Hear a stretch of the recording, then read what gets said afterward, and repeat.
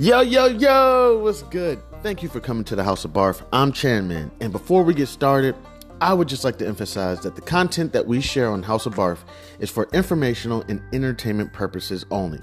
We are not financial advisors, and the information provided should not be considered as professional financial advice. Investing and financial decisions involve risk. It is crucial to do your own research or consult with a qualified professional before making any financial choices. The opinions expressed on House of B.A.R.F. are of our own and do not reflect the views of any organizations that we may be affiliated with. Please remember that past performance is not indicative of future results, and the financial landscape can change rapidly. Always conduct thorough due diligence and seek financial advice from a financial advisor tailored to your personal needs and circumstances. By listening to this podcast, you agree that the host and in the future, if we have any guests, are not responsible for any financial decisions you make as a result of the information presented on House of B.A.R.F. Now let's dive into today's episode. Yo, yo, yo, what's good? It's Chanmanhouseofb.a.r.f. Up early. It's approximately 4:20 a.m. Eastern Standard Time, January 4th, 2024. Just taking a look. Just getting up. I have no topic to discuss. One last thing I did want to discuss on the previous episode, when I talked about putting clothes up on eBay, Poshmark, or whatever, if it works out for you. I was talking to one of my buddies that does it as well. Actually, he might have been the buddy that put me onto it. I'm not sure. I think he was. I believe he does it occasionally as well. The taxes, I guess, have gotten stricter or something. I guess before we used to be able to do it, and you had to claim your taxes. You got to talk to your tax advisor, CPA, blah blah blah blah blah. But I guess now they got companies like eBay have gotten stricter on the taxes for sellers. I don't know, like if you make over $400, I guess they put you as like a small business or something. I don't know. It's been a little while for me. One thing real quick, I'm taking a look at Forex. My long position is at negative 5 pips. So I'm counting this down. 5, 4, 3. I'm as soon as it goes positive, I'm probably gonna go ahead and close out of it. Shit, I should probably set the limit now. It's all good. It's all good. Watch this thing go negative 100 like right now. Like it's like, man, I should have took that negative 5 pips when I had it. No, I'm gonna let it ride. Just let that chill real quick. But don't get it twisted. My short position is now down because I locked in $400 loss. My short position is down 281 pips. But I'm good. My margin is at approximately 35%. So we're okay as long as this thing doesn't shoot up to like negative 600 pips or something, which watch it do it. I'm prepared for this to get up to approximately about 146 possibly. I'm gonna look at it on my graph. I'm sorry, I'm looking at USD JPY. I'm sorry. It's at approximately 143.780. I believe that's yen. It takes 143.780 yen to make 1 USD. So that's what I'm looking at. Now my long position, here we are. We're down to negative 2 pips. As soon as this thing goes positive, what I'll do is probably put a trailing stop under it for 1 pip. And then what we'll do is ride. You know what I really wish I would have did when I saw this thing going positive a couple of days ago? Closed my short position, doubled up on the long position, and right now my short position would be up like $400 and this would be up 0, and just closed out of both positions. If I play this stuff right, man, woo, sweetheart, man, I'll be killing it. Right now, down negative, not even positive 1 pip. Here we go. Let me give it a second. Because like I don't want to hit that close button and then it drop and I'll be in the red. I did all that for nothing. All right, let me let it get a little bit of space. Actually, let me check this graph. All right, we're up 2 pips. All right, up 2 pips. I'm gonna close it out. Let me see. Okay, I think kind of just want to see what it does. Let's see, up 1 pip. Come on.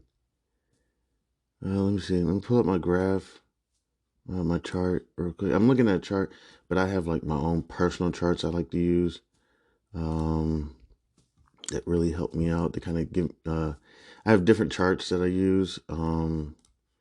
Like one chart will have Keltner channels. One chart will have.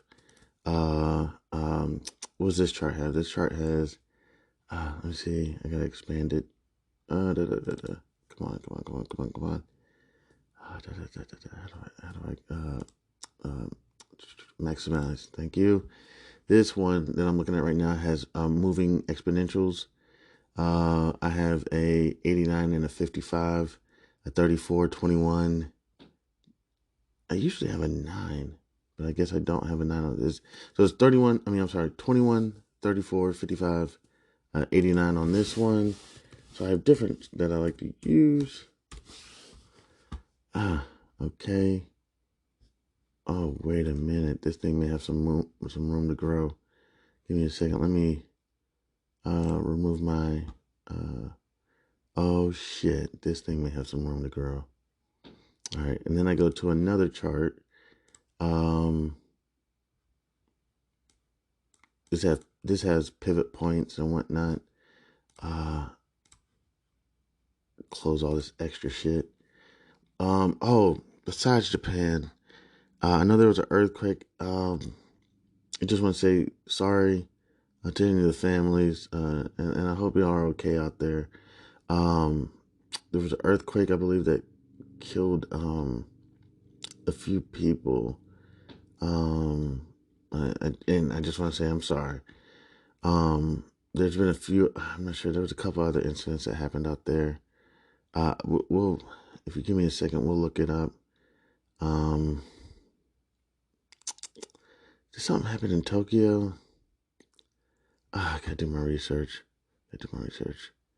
Okay. Give me just 1 second. Okay. Now I'm gonna get my Fibonacci retracement tool, and I'm gonna go ahead and draw it from the highest down to the lowest. And right now, we're in that yellow spot around between 23 and 38% retracement, which is letting us know, for me, that's letting me know something's cooking here. Pay attention. Doesn't mean it's necessarily going to have a breakout. We still have resistance levels at approximately 144.713. Right now it's at approximately 143.816. So we still got resistance levels, but pivot is right now at 143.548. This is the pivot point where essentially, if I'm correct, that it's now going to be leaving that losing section. And I'm up 1 pip. This thing wants to play around with this 1 pip. It's not holding that 1 pip. It's now I'm about to go back into the negative. Yep, there it went back into the negative. Crap, I should. All right, let's see. Okay, back up. Let me take a look. What I'm probably going to end up doing is just closing it, maybe reopening it or not. Regardless, I don't have this thing going above let's say 155. Whoo, if it gets up there, then I'm gonna have a margin call, probably. Let me take a look. So y'all are just doing the research with me. One thing is though, not saying that I give advice or guidance or anything. A lot of times, you may just get a phone call about what do you think about this. I tell you what, people, it's like, if they had to pay for my coaching, nah, hell nah. I had to pay for coaching. I'm gonna go to a real professional, which I get it. Hey, whatever. But on the other hand, people do enjoy just asking general questions, which is cool, and I don't mind doing in-depth research. Which is cool. Right now, my TTM squeeze is consolidating. It hasn't even went. I don't even know what to say. In the middle for me, is when it becomes a red dot.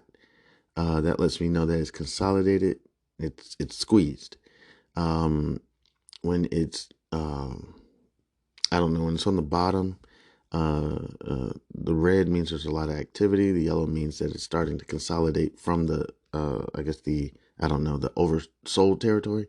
Right now, it's in the yellow, telling me that, hey, this is consolidating. And then I have light blue and dark blue on the top. Light blue is, oh crap, make sure. Light blue is when it has a lot of activity. Dark blue is when it's starting to consolidate and go towards the middle. My stochastic is letting me know that the price is starting to move away from the moving average, is increasing, and my CCI is increasing as well. This is showing indications of give it some time. Oh goodness, I'm clicking everywhere and computer's going crazy.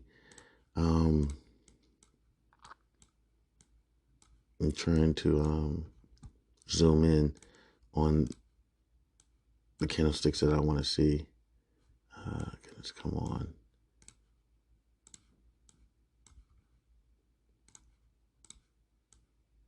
Oh crap, come on, man. All right, here we are. Okay, so we have three buy candlesticks in a row. I don't know exactly what they're called. Let me see. Oh, damn. It's down 5 pips. Let me see.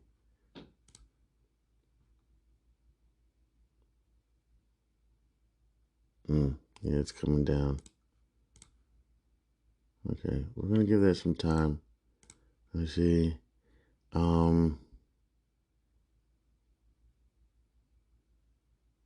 Let's give it some time. But we're about to get out of this long position.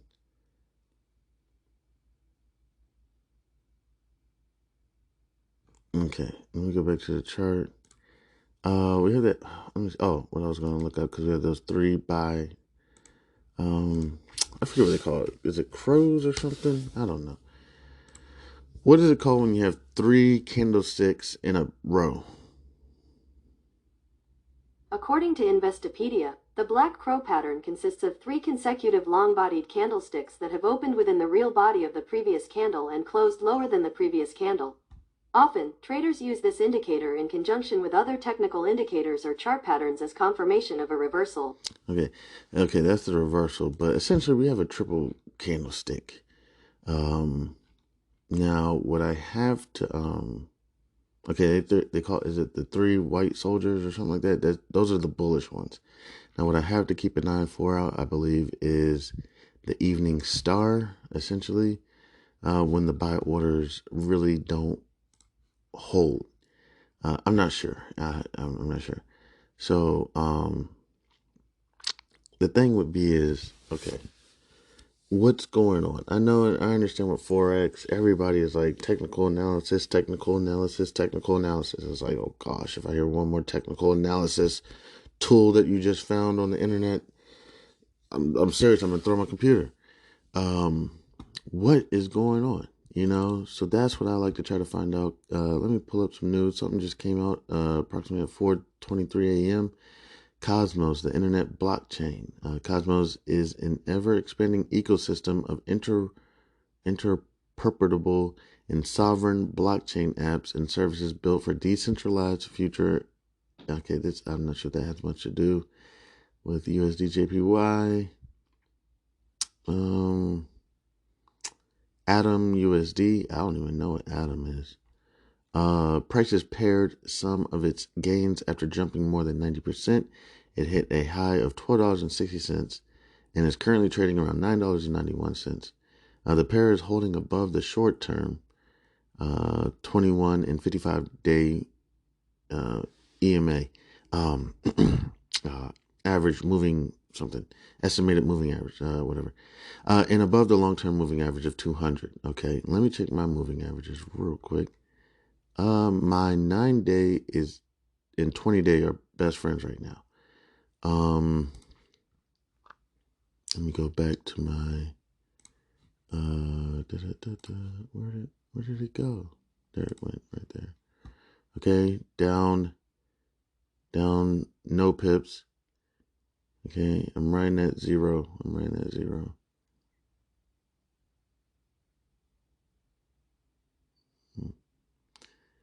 I wonder if it's worth even adding to the position. Okay, buyers are taking over. There we go. Buyers are pushing this third candlestick above. You know what's crazy? There was that the three crows, and then after the three crows, that is it called a morning star? Is right there. It's crazy. That is crazy. That morning star is it's a small. Here, let me see if I can see there. Describe. The morning star and the evening star are triple candlestick patterns that you can usually find at the end of a trend. They are reversal patterns that can be recognized through three characteristics. Well, use the evening star pattern on the right as an example of what you may see. The first candlestick is a bullish. Okay, this is the evening. This is when something's reversing. But the morning star is essentially when let me see. The second candlestick has a small body. I just want them to say what the morning star is. Essentially, it's a small body with two wicks on it. I'm just making this up right now. And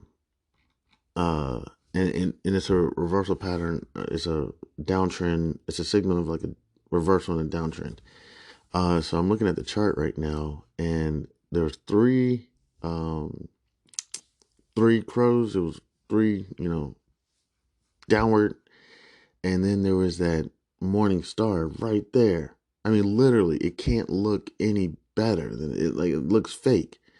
And then reverse, and now we have three bullish candlesticks. And now I'm just kind of sitting here. It's retraced approximately about, what's my chart on? Damn it, I'm looking at a 1-day chart. Goodness gracious. Let me move that down to 30 minutes. My bad. I'm sitting there looking at this thing. All right, there we go. I'm looking at a 30-minute chart right now. All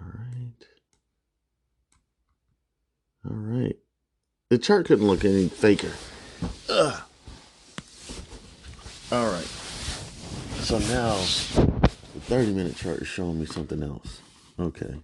Now it's showing me that the 9-day moving average is crossed over the 20-day moving average. Okay. So let me see. What my trying to get out.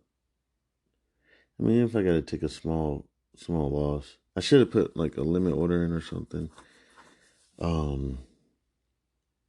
So when it hit it, I'd be out.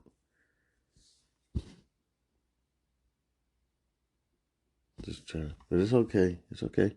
We're doing okay. We're doing just fine. Let it cook.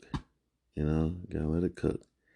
We want to take a look at the next candlestick pattern, just to see if sellers are aggressive. That's one thing I've been kind of looking at, is not so much looking at it as um, is it a sell off or whatever, or a buy on or whatever, that too. But also I'm kind of looking at it as, who's more aggressive. Um, and I'm sure everybody knows this already. Hey, look, I'm just hanging out chilling. I'm not trying to be the expert, the guru. But who's more aggressive? Are the buyers more aggressive? Or the sellers more aggressive? Meaning that um, the sellers set their price. Are the buyers nibbing, at those prices? And what it makes it do is the sellers say, you know what, we need to raise our prices. Basic economics 101. Or are the buyers setting their prices and the sellers are chasing that price? Basically, and buyers will say, well, we need to lower our price because why are we buying it at this high? It does not look like the sellers are maintaining on this fourth candlestick. There's a lot of candlesticks, but I'm talking about after the 3 bullish run. The sellers are trying to, but it doesn't look like they're maintaining, and it looks like the buyers are, um, um, being aggressive, um, with their buying. They're taking the bait, and as the sellers increase their prices, the buyers are being more aggressive. So right now I'm up about 0.2 pips. Just let this thing do what it do, and we can go ahead and watch this out. I'm seriously about to close this out, but I'm just letting it cook, because I'm looking at my chart and it's screaming to me, let me cook. Let me cook right now. My TTM squeeze is saying it's consolidating. It's coming out of that high consolidation, and here, let me put my volume up, because I use different tools for volume. It's not necessarily the regular volume, the TTM squeeze, and I got volume profile, and all that stuff it helps me with my volume. Then I even got my active trader up. The active trader is not so active right now. It's kind of a little quiet. I do see that there's a seller at 143.839. Doesn't look like there's a lot of selling above that. It looks like sellers are actually coming down on their prices. And buyers are not, it doesn't look like buyers are budging much.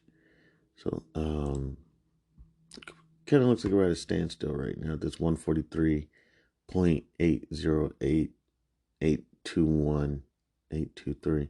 We're at a little bit of a standstill. They're kind of like, okay, all right, I'm up approximately about 2 pips. Okay, I'm up about 3 pips now. All right, so we're going to go ahead and get ready to put in a trailing stop. Oh shit, I can't put a trailing stop in except at 5 pips. Well, I could put it in, but then that put me at negative 3 pips. All right, we're going to kind of go ahead and let this thing cook. I'm getting ready to hit the close button. In just a second, up 2 pips. Look at my chart. I'm up 2 pips. It's not much, seriously. I'm just excited to finally get out of this position. All right, let me scoot back a little bit. Yeah, we're at a pivot point. Let me draw my Fibonacci retracement tool again. Now I'm going from the highest point down to the lowest point. Okay, we're about to get ready to go ahead and I don't care. I'll be okay getting out of this. We'll move that drawing. We're up 2 pips. Bye-bye. And just locked in 2 pips. Great. Now, make sure to execute it. All right. Yeah, I could have made myself $400 if I would have traded that correctly. Shit, probably could have made myself $800, depending on how I would have played it. And it would have took me about a week to make that $800, which is fine. That's about how much I make when I work part time. Okay, now we just got the short position in. And as we always know, we take the stairs up and we take the escalator down. I just like to crack a joke, or the window. It's like, no, I'm joking. And seriously, God bless anybody who's trading. And seriously, it's not fun and games, but it's just fun and games. It's just, instead of us playing, cricket or football or something, we sit behind a computer screen and play with these numbers and economics and debt and net worth and everything. It's just a game. I really feel for this one kid. What was the name of the kid that committed suicide on Robinhood? Well, not on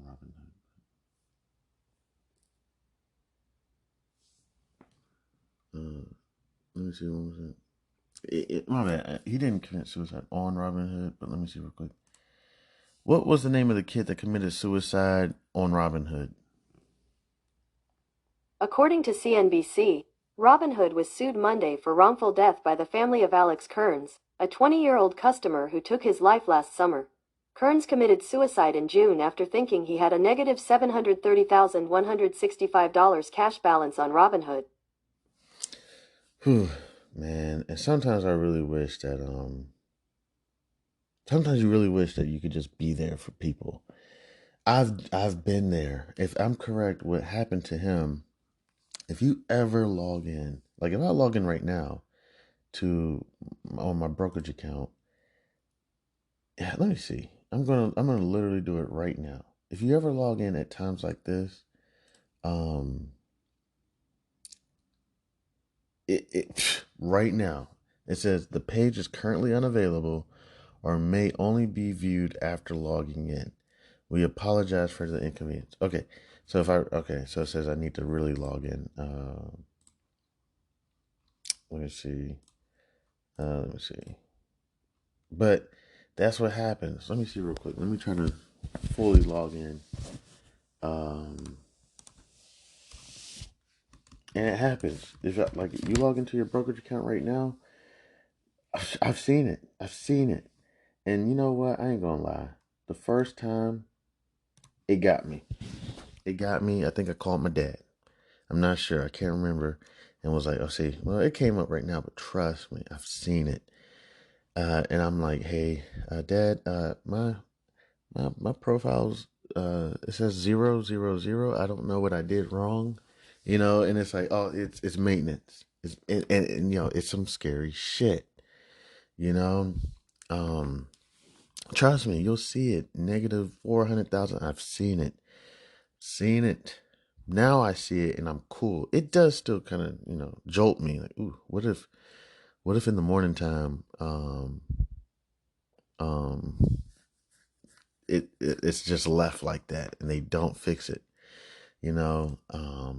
Yeah. And I just really feel bad for the Kearns family. Um, Gosh, man.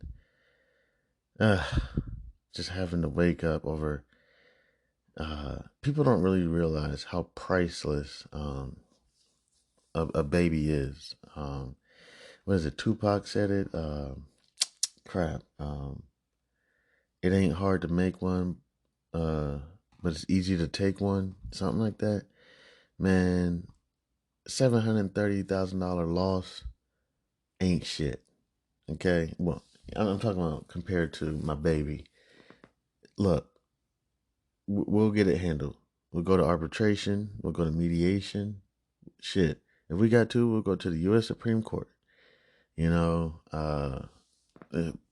all that's going to end up happening is I'm just going to hate you for the rest of my life. It's like, no, I'm kidding. I wouldn't hate you. But yeah, but you know what? We're still together. And that's all that matters. They had to wake up. Excuse me. They had to wake up to their poor baby. Like that. And yeah, so, it's just fun and games. Right now, out of the position, I got out at like 2 pips. I still think this thing has room to grow. I do. But I'm going to go ahead and leave my short position. Just leave it alone on USD JPY. Let me see if there's any other news I can find.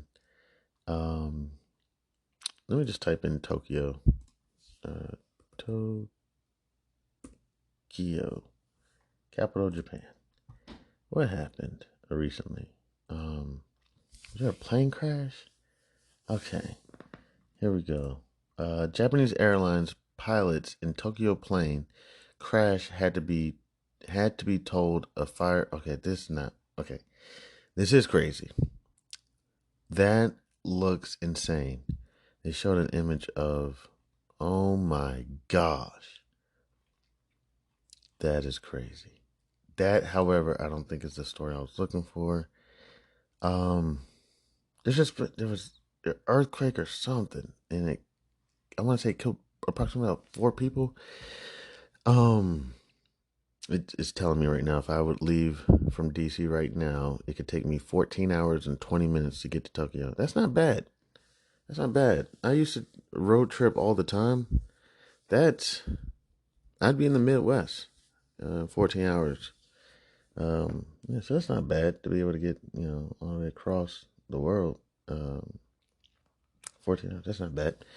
Let's see. I'm gonna type in USD JPY news and let me see if that works. All right, U.S. dollar revival threatened by Fed minutes setups. Also I'm gonna type in economic calendar. Economic calendar. This is not even really what I was supposed to be doing. There was just a couple questions that I was gonna look up. A couple of my buddies, I believe, they're kind of looking at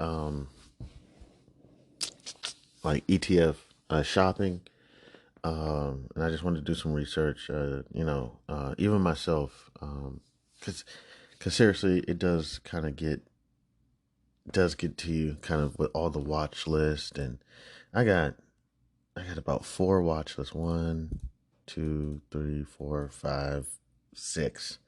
No, 5. That's something else. Okay. Yeah, I got about 5 watch lists. Right now, I got my own personal watch list. I call it Chan's Reviews. I'll tell you some of them that's in there. SPX, SPY, VOO, QQQ, V. Oh, sorry. SPX is the S&P 500. SPY is Spider's S&P 500. VOO is Vanguard's S&P 500. QQQ is the NASDAQ 100 by. Who's that by? Let me see real quick. Drop it to the flow, drop it to the flow. Who does QQQ? Is it Invesco? Let me see. I believe it's Invesco. Is that the name of the company? Gosh darn, I don't know. Again, I don't try to come off and be the. Who issues QQQ? Okay, they didn't read it. It's Invesco. Okay, fantastic. All right. I don't even really know much about Invesco. I gotta do research on them. V is Verizon. Not my bad. Visa. I'm sorry. VTI is like Vanguard's like U.S. full stock. Then I got Duolingo. Put my chart up. Why is this thing? Whenever I click on a ticker, it's supposed to go straight to my chart. Okay, I think I know why it's not doing it because they're not linked, and I'm linking them right now. Duolingo, IWM, the Russell 2000 ETF. IWM is iShares, I believe. I'm not sure. AAPL, I think we all know who that is. Apple, Take Two, Metro, Booming Washamo. No, Marathon Petroleum, MPC, DDOG, Datadog. These are like some of my own that I'm looking up. Then I got all oil and gas refining companies. Then I got multifamily residential companies. Then I got electric utilities, pharmaceuticals, and that's about it. So you get all these watch lists. You look for all these companies. There's approximately about 6,000 companies in the United States of America that are trading publicly. And you look at these charts. You try to do your technical, your fundamental, blah blah blah, and it can get to you. You kind of just like all the time. So, just had a couple buddies ask a couple questions on a couple things they were looking at. So I said, you know what? I'll go ahead and get up and I'm not giving advice or guidance. That's not what I do. Essentially, just review it and basically say, you know what, uh, like something I'll say is like, um, there's multiple different strategies that are available. There is the double dividend strategy that I've been reviewing, where essentially you can sell short puts or you can buy a long call. But prior to the dividend, so with dividends, there's a few dates. Don't quote me, and I don't really feel like looking it up right now, but we can um,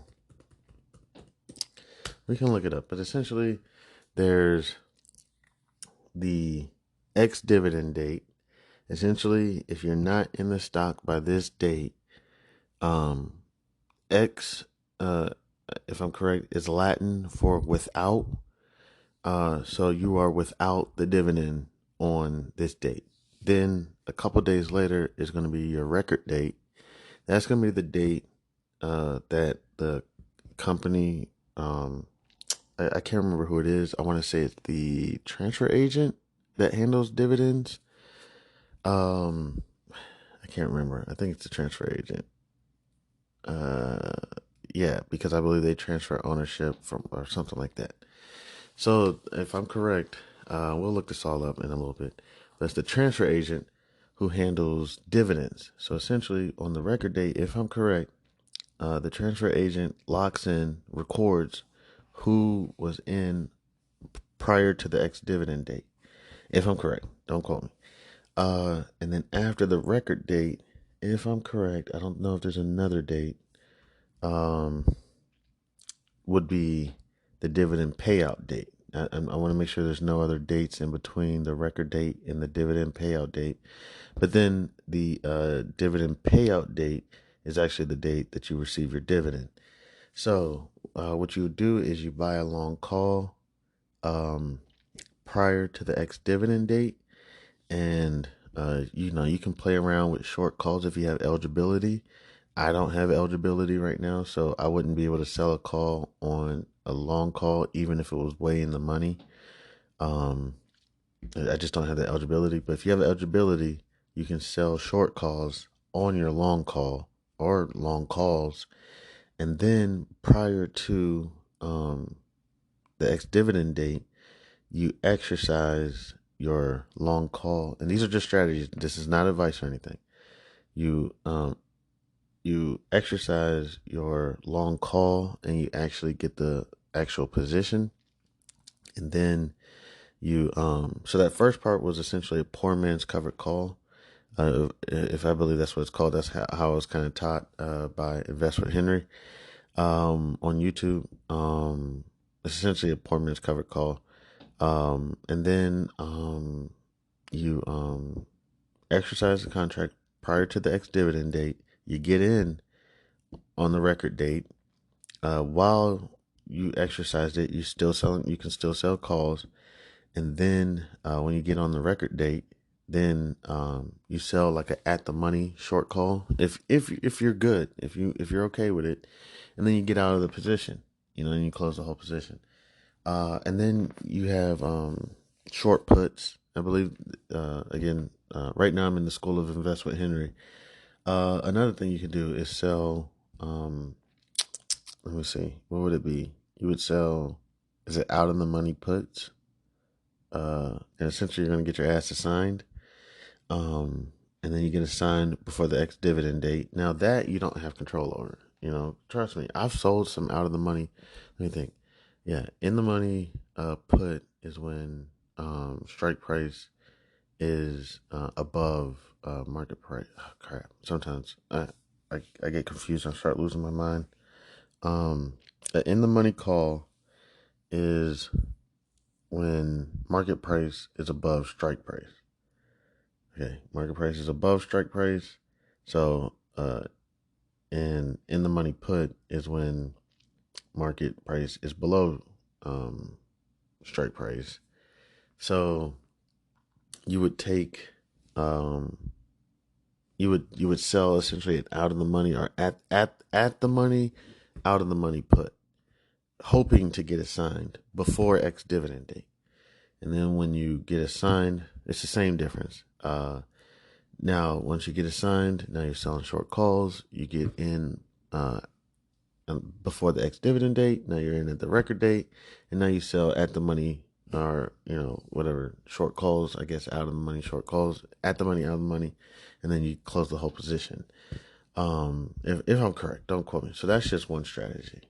Essentially, it's called like the double dividend or triple dividend strategy or something like that. And then there's multiple different strategies that you can approach, and that's just more so like you could buy a way out of the money call if you wanted to, where you'd be paying the least amount of premium. You would probably be doing that one, I would say, at least 365 days out, at least, and that's referred to as a leap. There's so many different strategies, so that's more so where I approach it, where it's like there's these multiple different strategies, um, and so take the ETF that you're looking at, as well as, do your due diligence, and just make sure that, I don't know, check, I don't know, the companies that are in there, check, take the companies, check their, I don't know, fundamentals. I don't even know all the fundamentals to check. That's something I'm going to be working on in 2024, is actually understanding the fundamentals that are going down in companies, such as their cash reserves. How much money do they have on the books?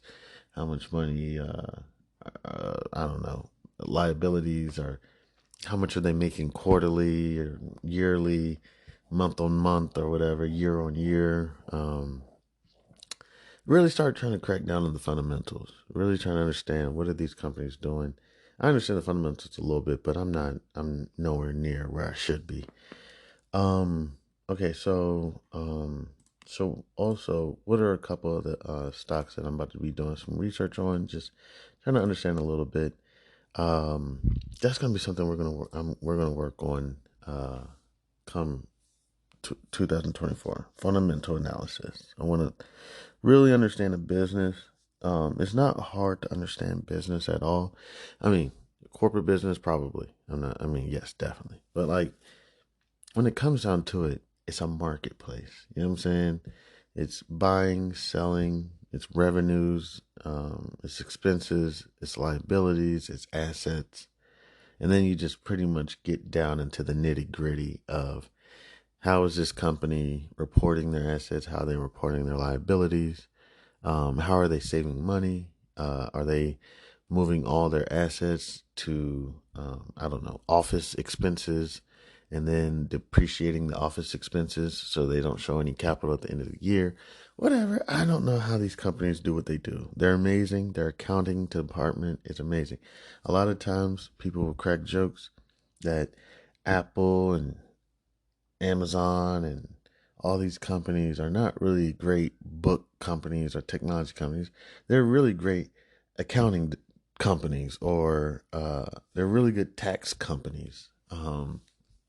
Uh, there's even some people say McDonald's is not a really good hamburger, milkshake, and French fries. They'll say they're really good real estate company. But you just try to figure all this stuff out. I should even take one of my companies, like Marathon Oil. Here, let's just do that real quick and do a quick fundamental analysis before I go ahead, and I'm gonna try to relax for just a little bit, before I gotta get back up, because I haven't even really done no research on anything. I was looking at Forex, and happy to get out of that long position, um, and it's still going up. So what I'm gonna go ahead and do right now is I'm gonna go ahead and I'm gonna play with it. Don't play with it. Let's go ahead and play with the long position. I'm gonna um I'm gonna buy some shares real quick, and then I'm gonna get right out. Just while it's going up. Seriously, I'm gonna buy it, and then let me see my commissions. My commissions are $2, so I at least want to make $2. This could go bad. So let me see. It's creeping up.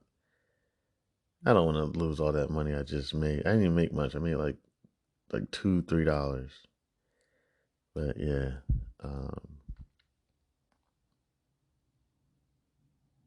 See if I can just make a couple. I'm just gonna try to play with it real quick. While this thing is just increasing. Let me see. And this leverage on Forex is out of control. It doesn't even make sense. Let me see. Right now I'm down 1 pip. Here, I'm going to stop loss this.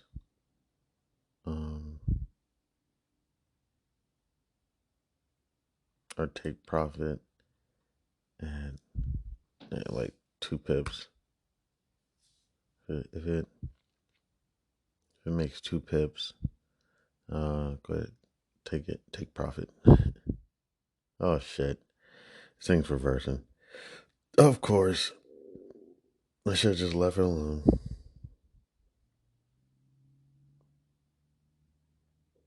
Hey, scary money don't make no money, right? Say nah.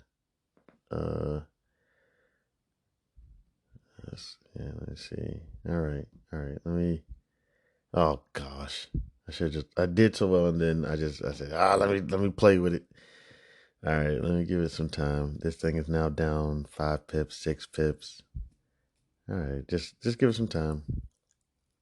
Oh gosh, down 7 pips.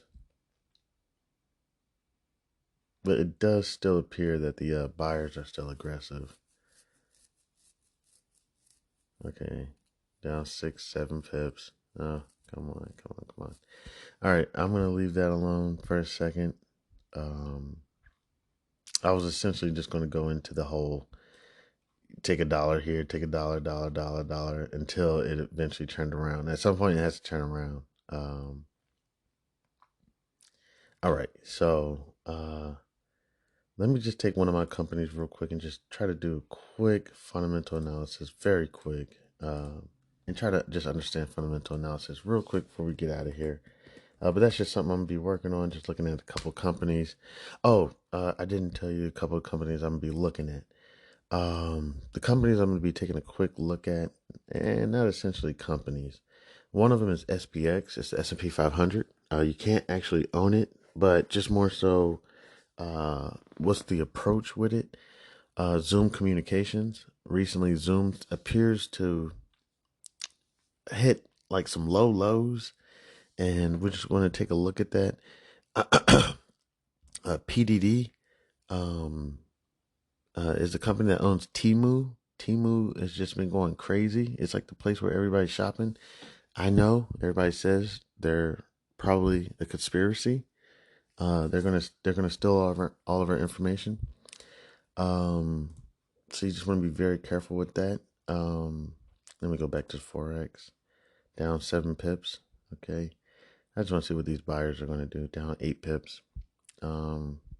Seriously, if this thing goes down like 10 pips, I'm closing it out, and I'm gonna be blown because everything I just worked hard for just went away. I could have played this so much better, but it was shooting up. I was like, oh crap, let me try to see if I can capitalize off of this, as we all try to. Let me see something real quick. How to understand fundamental analysis in stocks. Here is information from Winvesta. Okay, let me. Okay, Udemy. I need to sign up for Udemy. The best fundamental analysis stock trading course. It has 4 stars. I need an advanced training on fundamentals. Let me this Cat Williams interview. I don't know what was going on. I've seen it. Hi, Frank George here. I've seen it around a little bit. All right, so I don't know who to go to. Best fundamental. Best fundamental. Let me put stock. analysis. I need to get better at understanding when there's terms, like EPS or whatever, and PE ratio, whatever it is. I need to start like understanding, cash flow or um, cash reserves or whatever it is. Just understanding what is going on with the company and understanding the balance sheets, understanding what the company is going through, how much money did they make this quarter or this year or this month or whatever, and and what does that mean? Let me see. Understanding fundamentals. Okay, here's this guy right here. Simplified Guide to Fundamental Analysis. Forex Academy. Oh gosh, more Forex. Forex is everywhere. I don't always want to talk about Forex. People love some Forex. Here, this is Cat Williams' thing. This is the reckoning. 2024. All my life, grinding all my life. All right, let me see. I'm probably gonna take a look at that interview in just a second. There's this lady named Jessica Lane. She got 16,000 views. GFX. Let's take a look at this lady, Jessica Lane. Let's see. Good friends is on here with me, and he is so phenomenal when it comes to fundamental analysis. So I convinced. Here, my bad. Okay, we're good. Okay. All right. So thank you very much. But you guys, I have a surprise for you guys today. Literally, one of my good friends is on here with me. I convinced him to hop on this call with us because this is like a once in a lifetime. Hey, Tony. Hello, Tony. Okay. Hey, Tony. Tony. Okay, guys. So first off, today, I need you to get a pen and a sheet of paper. Okay, that's first. I want to make sure you take. Shut up. You definitely want to make sure it's something that you make back real quick. So definitely take heed to what. Shut up. We're understanding why we. All right. And the fundamentals, even though you're a technical trader, has a very, very to do with into that market cruise. And you don't know what's going to happen when they start it back up. You don't know if it's going to cool and go back the opposite way against you, or if it's going to cool and they start it back up and it still continues to go your way. It's just a very dangerous position to be in. All right, I'm trying to fast forward. Right? And the bigger it is, the more impact. All right, so let me see.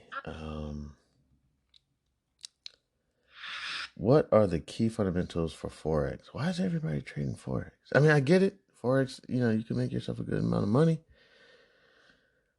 Let me see. Fundamentals. Let me see. I'm putting in stock. Understanding stock fundamentals. My bad. Maybe I just wasn't saying it correctly. Here's this guy named Ryan Scribner. He has about 83,000 views. How to analyze value stocks. Ryan, let's give you a chance. But one of the most common questions I get from people is how do you actually tell whether or not a stock is cheap or expensive?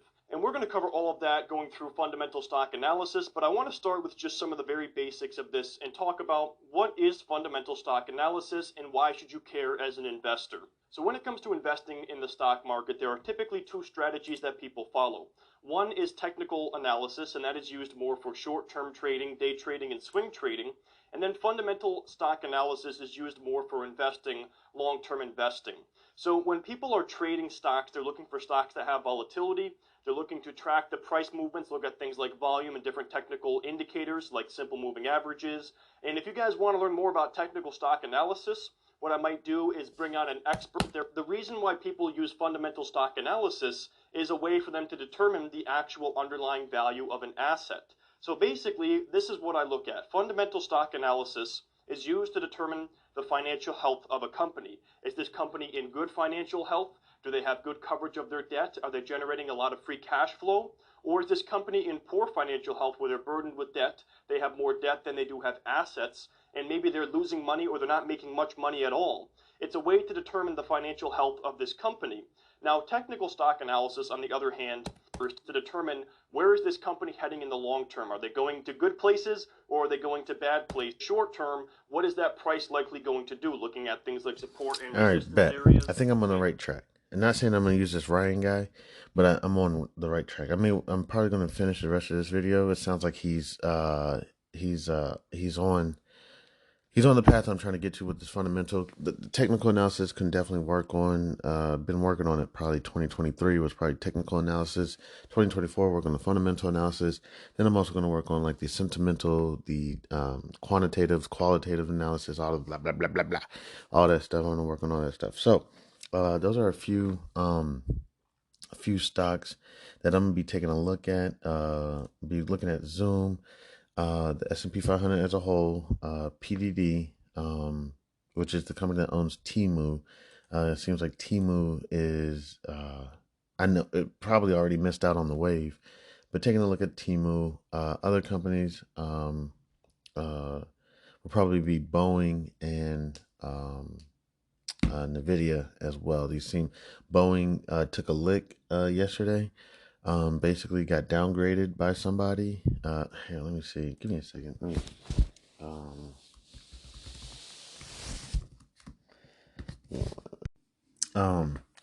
Goldman Sachs. Goldman Sachs, I believe, moved it from its.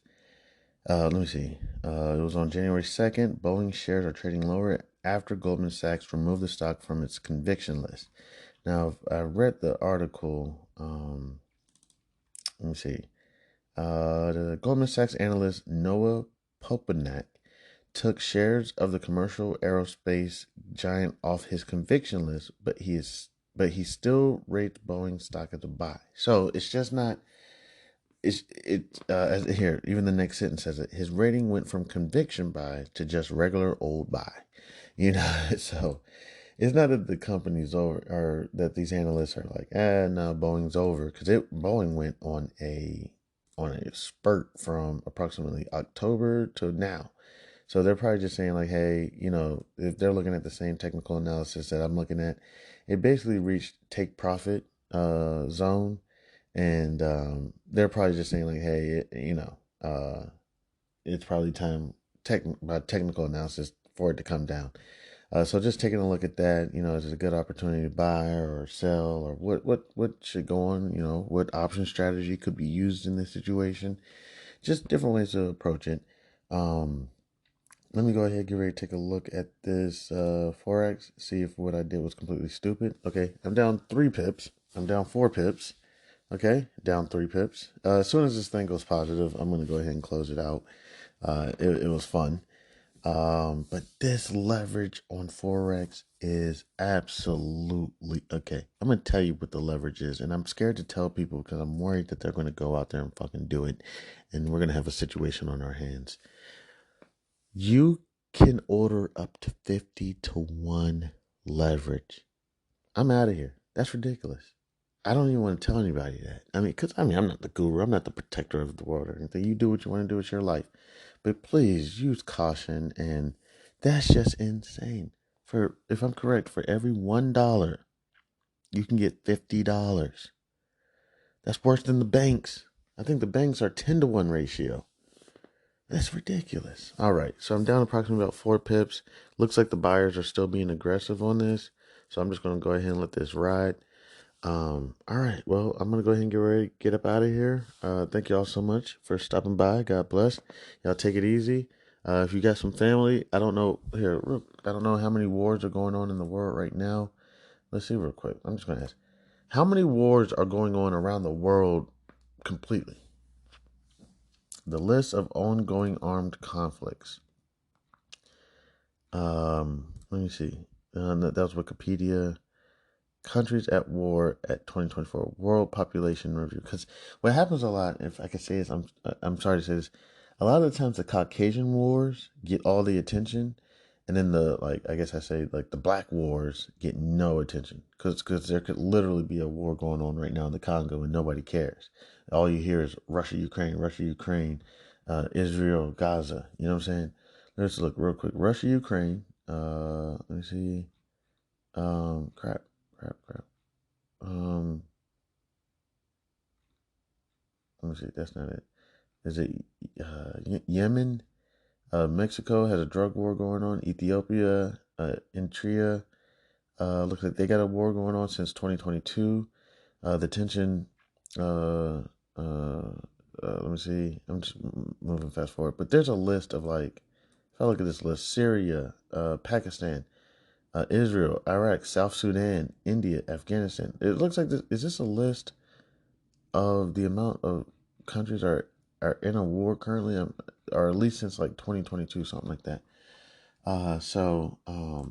If any, it's all heartbreaking. I'm sorry.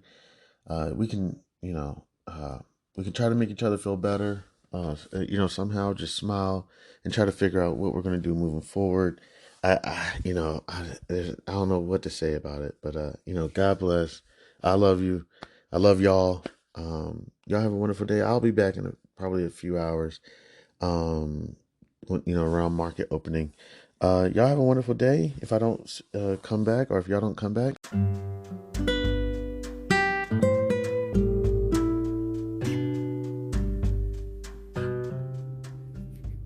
I am thrilled to introduce you to an exciting new storybook journey that I believe will capture your imagination. Allow me to present Langston Manxon's Kool-Aid Stand Adventure, a compelling short story that promises to transport you to a world of interest, excitement, and learning. The title of the book is Langston Manxon's Kool-Aid Stand Adventure by Chandler Hayes. In a world of colorful imagination and captivating stories, a new children's book has emerged to empower our young minds with crucial life lessons, life skills, and financial literacy. Langston Manxon's Kool-Aid Stand Adventure is a cheering short story written by a talented Black author who understands the importance of equipping our youth in the early stages of life with the tools they need to navigate the realm of money, savings, and smart choices. Meet Langston Manxon and his imaginary best friend, Zonky, a pink elephant, two curious souls who embark on an adventure around the vibrant landscape of Wichita, Kansas, where Langston Manxon sets out to accomplish multiple goals and is met with obstacles that he must overcome. Langston Manxon and Zonky discover valuable lessons of talking about finances in the home in order to gain knowledge. Langston Manxon, with a little bit of confidence, the guidance of supportive parents, the help of community members like Mr. Tiller, and his imaginary best friend Zonky, Langston Manxon learns about the value of money and how to save, the importance of making thoughtful spending decisions, the significance of thinking outside the box when met with challenges with money, and the joys of sharing with others. Through relatable experiences and engaging storytelling, young readers are introduced to the fundamental concepts of money, such as earning, saving, and spending responsibly. Langston Manxon set savings goals, teaching children the importance of planning for future needs and dreams.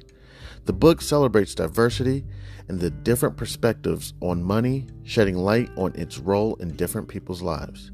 The characters' interactions emphasize the joys of serving others, the gift of sharing, and making a positive impact in their community.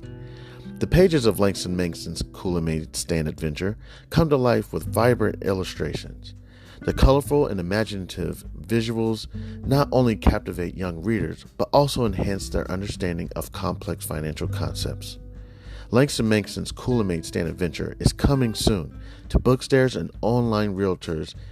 It is a must-have addition to any child's library, fostering essential life skills while sparking the joy of reading. Empower the young minds in your life with the gift of financial literacy and imagination. Join Langston Manxon, Zonky, family, and friends on their extraordinary journey of running a drink stand to set them on the path of a brighter future. Your opinion means a great deal to me. I would be honored if you would consider exploring Langston Manxon's Kool-Aid Stand Adventure and sharing your thoughts. Your feedback could play an invaluable role in shaping the future of this project. If you have any questions, comments, or would like to discuss the book further, please don't hesitate to reach out to me. Your support in spreading the word about Langston Manxon's Cooler Stand Adventure would mean the world to me, and I deeply appreciate your consideration.